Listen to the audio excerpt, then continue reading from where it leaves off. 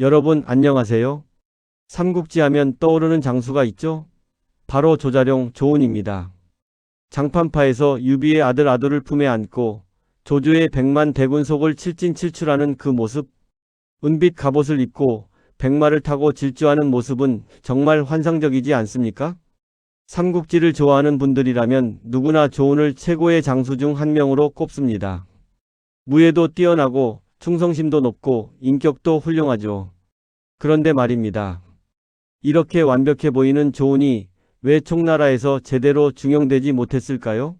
관우, 장비, 마초, 황충은 모두 5대 장군에 들어갔는데 조운은 왜 빠졌을까요? 오늘은 2000년의 의문에 대해 역사 기록을 바탕으로 깊이 파헤쳐 보겠습니다. 끝까지 시청하시면 조운이라는 인물을 완전히 새롭게 보실 수 있을 겁니다. 조운의 화려한 이력, 그는 정말 대단한 장수였다. 먼저 조운의 커리어를 제대로 살펴볼까요? 조운은 191년 유비가 공손찬 밑에 있을 때 처음 만납니다. 당시 조운은 고향 상산에서 의병을 모아 공손찬에게 갔는데 거기서 유비를 만나 의기투합하죠.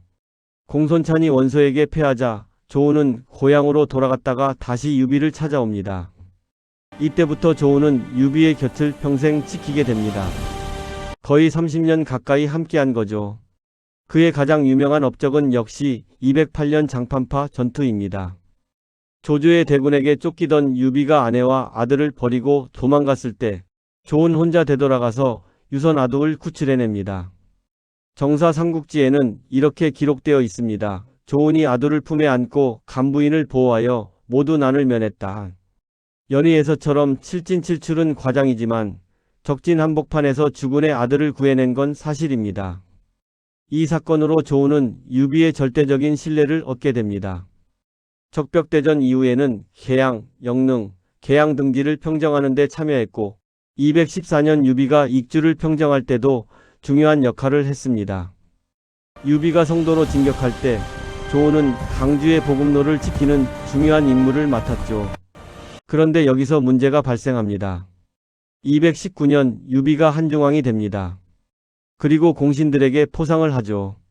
관우는 전장군, 장비는 우장군, 마초는 좌장군, 황충은 후장군. 이들이 바로 5대 장군입니다. 그런데 조운은 익주장군 번군중낭장이라는 직위를 받습니다. 여기서 잠깐 이 직위들이 무엇을 의미하는지 설명드릴게요. 전우좌우 사장군은 한나라 최고의 무관직입니다. 삼공승상, 태위, 사도 다음 가는 지위죠. 반면 익주장군은 지역 이름을 딴 자포장군입니다. 지위로만 따지면 몇 단계 아래입니다. 이게 얼마나 충격적이냐면 황충보다 조운이 더 오래 유비를 섬겼고 더 많은 전투에 참여했습니다. 그런데 황충은 5대 장군에 들고 조운은 빠진 거죠. 왜 이런 일이 벌어졌을까요? 많은 사람들이 이걸 두고 조운이 홀대받았다고 말합니다. 유비의 배신이라고까지 표현하는 사람도 있죠. 하지만 진실은 조금 더 복잡합니다. 자, 이제 핵심으로 들어가 보겠습니다. 조운이 5대 장군에 들지 못한 이유, 크게 5가지로 정리할 수 있습니다. 첫째, 정치적 기반의 부재. 관우와 장비는 유비와 도원결의를 맺은 의형제입니다. 단순한 부하가 아니라 가족이나 다름없는 관계죠. 이들은 유비가 아무것도 없을 때부터 함께 했습니다. 마초는 어떤가요? 서량의 군벌입니다. 조조도 두려워했던 서량의 금마초죠.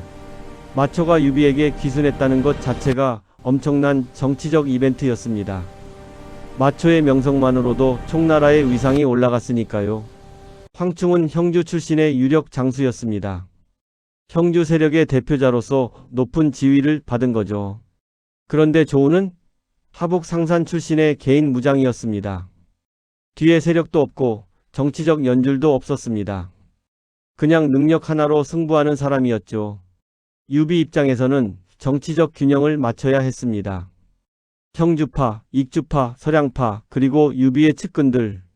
이 모든 세력의 균형을 맞추려면 아쉽게도 조운은 우선순위에서 밀릴 수밖에 없었던 겁니다. 둘째, 역할의 차이 마이너스 참모장과 야전사령관.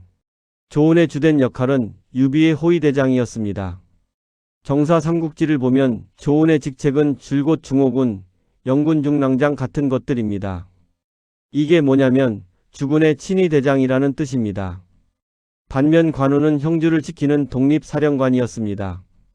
장비는 익주의 요충지들을 지키며 독자적인 전투를 여러 번 치렀죠. 마초는 서량 지역의 통제자였고요. 조은은 항상 유비 곁에서 유비를 보호했습니다. 이건 엄청나게 중요한 임무지만 동시에 독립적인 군공을 세울 기회가 적다는 뜻이기도 합니다. 예를 들어볼까요? 관우는 번성을 공격해서 조조를 두렵게 만들었습니다. 장비는 장압을 격파했죠. 이런 굵직한 단독 업적이 있습니다. 조은의 업적은 대부분 유비를 보호했다, 후방을 지켰다, 중요한 물자를 운반했다 같은 것들입니다. 화려하지는 않지만 없어서는 안 될 역할이죠. 셋째, 나이와 타이밍. 이건 많은 분들이 간과하는 부분인데요. 219년 5대 장군이 임명될 때 조은의 나이는 대략 50대 중후반으로 추정됩니다. 당시 기준으로는 거의 노장이죠.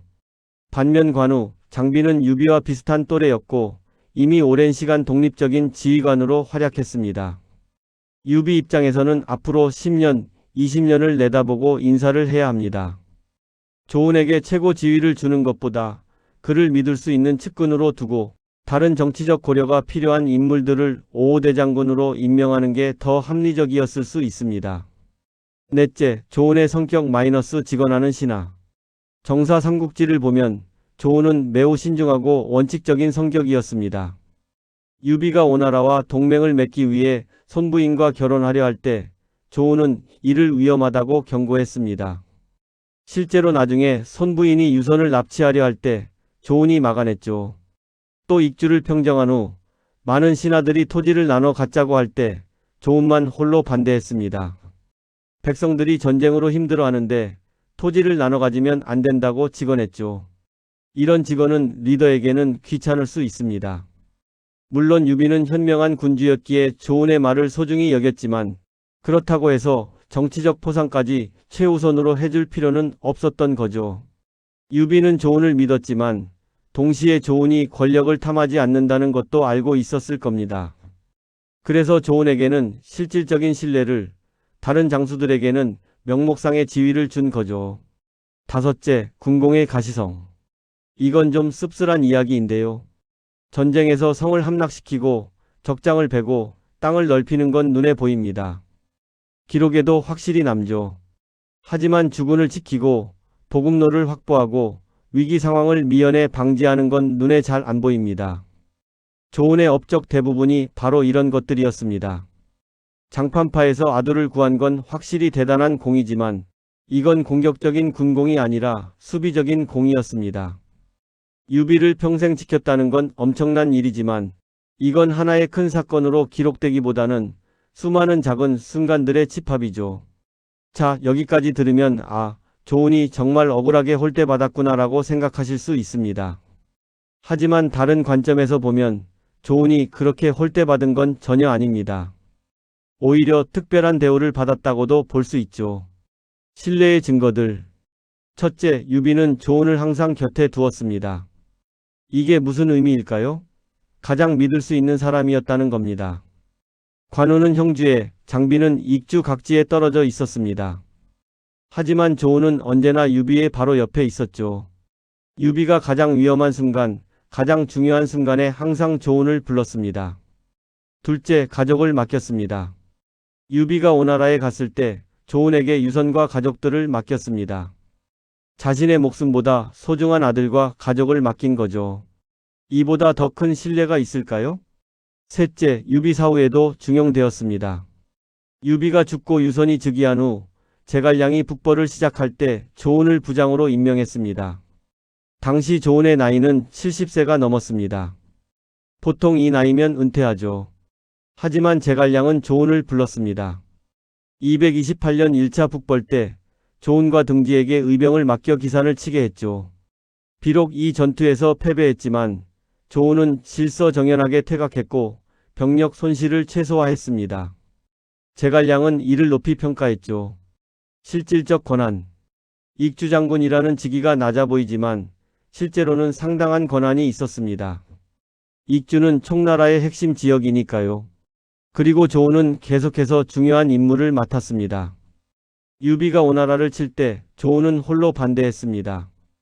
조조가 죽고 조비가 즉위한 지금 오나라가 아니라 위나라를 쳐야 합니다라고 직언했죠. 유비는 조운의 말을 듣지 않았지만 조운을 강릉에 남겨 후방을 지키게 했습니다. 유비가 이릉에서 패배했을 때 조운이 지키고 있던 강릉은 무사했죠. 만약 조운이 정말로 홀대받는 신하였다면 이런 중요한 임무들을 계속 맡길 수 있었을까요? 동료들의 평가. 정사 삼국지에서 조운에 대한 동료들의 평가를 보면 모두가 그를 존경했습니다. 제갈량은 조운이 죽었을 때 깊이 애도했고 조운은 대의를 따르고 사역을 벌인 사람이라고 평가했습니다. 유서는 조운에게 순평우라는 시호를 내렸습니다. 순평은 착하고 평화로웠다는 뜻으로 매우 좋은 시호입니다. 여기서 우리가 놓치기 쉬운 점이 있습니다. 조운의 진짜 가치는 전투 능력이 아니라 그의 인격과 리더십에 있었다는 거죠. 인격자로서의 조운. 정사 삼국지 조운전을 보면 조운이 얼마나 훌륭한 사람이었는지 알 수 있습니다. 익주를 평정한 후 유비가 조운에게 많은 집과 토지를 하사하려 했습니다. 하지만 조운은 거절했습니다. 아직 전쟁이 끝나지 않았는데 어찌 집과 토지를 받을 수 있겠습니까? 조조의 여러 장수들이 전리품을 나눠 가질 때 조운은 자신의 몫을 모두 병사들에게 나눠줬습니다. 덕분에 조운 휘하의 병사들은 목숨을 걸고 싸웠죠. 또 조운은 여성을 함부로 대하지 않았습니다. 조조의 조카딸을 포로로 잡았을 때 조운은 그녀를 극진히 대접했고 나중에 조조에게 돌려보냈습니다. 이런 행동들이 쌓여서 조운은 유비 진영의 양심이라고 불리게 됐습니다. 전략가로서의 조운. 많은 사람들이 조운을 단순히 무장으로만 생각하는데 사실 조운은 전략적 안목도 뛰어났습니다. 오나라 정벌을 반대한 것도 그렇고 토지 분배를 반대한 것도 장기적 안목에서 나온 판단이었습니다. 제갈량의 1차 북벌 때 조운이 등지와 함께 의병을 이끌고 기산을 쳤을 때 비록 패배했지만 피해를 최소화하며 철수했습니다. 이건 높은 수준의 전술적 능력을 보여주는 거죠. 후배 양성. 조운은 후배들을 잘 가르쳤습니다. 그의 두 아들 조통과 조광도 훌륭한 장수가 되었죠. 조통은 제갈량의 북벌에 참여했고 조광은 유선 시기에 활약했습니다. 조운의 진가는 단순히 개인의 무예나 업적이 아니라 촉한이라는 나라의 정신적 지주 역할을 했다는 데 있습니다. 자, 여기까지 조운이라는 인물에 대해 깊이 살펴봤습니다. 결론적으로 조운이 중용되지 못했다는 건 반은 맞고 반은 틀린 말입니다. 화려한 직이나 봉토를 받지는 못했습니다. 오호대장군의 이름을 올리지도 못했죠. 이런 면에서 보면 중용되지 못한 게 맞습니다. 하지만 유비와 제갈량의 절대적인 신뢰를 받았습니다. 가장 중요한 순간에 항상 조운을 불렀고 가장 소중한 것들을 조운에게 맡겼습니다. 70세가 넘은 나이에도 북벌에 참여했고 죽을 때까지 촉한을 위해 헌신했죠. 이게 진짜 중용 아닐까요? 현대적 교훈. 조운의 이야기는 우리에게 중요한 교훈을 줍니다. 첫째, 진짜 가치는 직위에 있지 않습니다. 조운은 높은 직위를 받지 못했지만 역사상 가장 존경받는 장수 중 한 명이 되었습니다. 둘째, 신뢰는 어떤 직위보다 귀합니다. 유비는 조운을 가장 신뢰했고 그 신뢰가 조운의 진짜 보상이었습니다. 셋째, 인격이 능력을 넘어섭니다. 조운의 무예도 뛰어났지만 그를 전설로 만든 건 그의 인격이었습니다. 넷째, 정치와 능력은 다릅니다. 능력이 뛰어나다고 해서 항상 높은 자리에 오르는 건 아닙니다. 하지만 그렇다고 해서 그 사람의 가치가 떨어지는 건 아니죠. 마지막으로 조운은 평생을 유비와 촉한을 위해 헌신했습니다. 명예를 탐하지 않았고 권력을 욕심내지 않았습니다. 그저 자신이 해야 할 일을 묵묵히 했을 뿐이죠. 그리고 그 결과 1800년이 지난 지금도 우리는 조자룡을 기억합니다. 오호대장군의 다른 장수들보다 더 많이, 더 자주 이야기하죠. 어쩌면 이게 조운이 받은 최고의 대우이자 최고의 포상이 아닐까요? 여러분은 어떻게 생각하시나요? 조운이 정말 중용되지 못했다고 생각하시나요? 아니면 다른 방식으로 최고의 대우를 받았다고 생각하시나요? 댓글로 여러분의 생각을 들려주세요. 그리고 이 영상이 도움이 되었다면 구독과 좋아요, 알림 설정 부탁드립니다. 다음 영상에서는 삼국지의 또 다른 미스터리를 파헤쳐 보겠습니다. 그럼 오늘 영상은 여기서 마치겠습니다. 시청해 주셔서 감사합니다.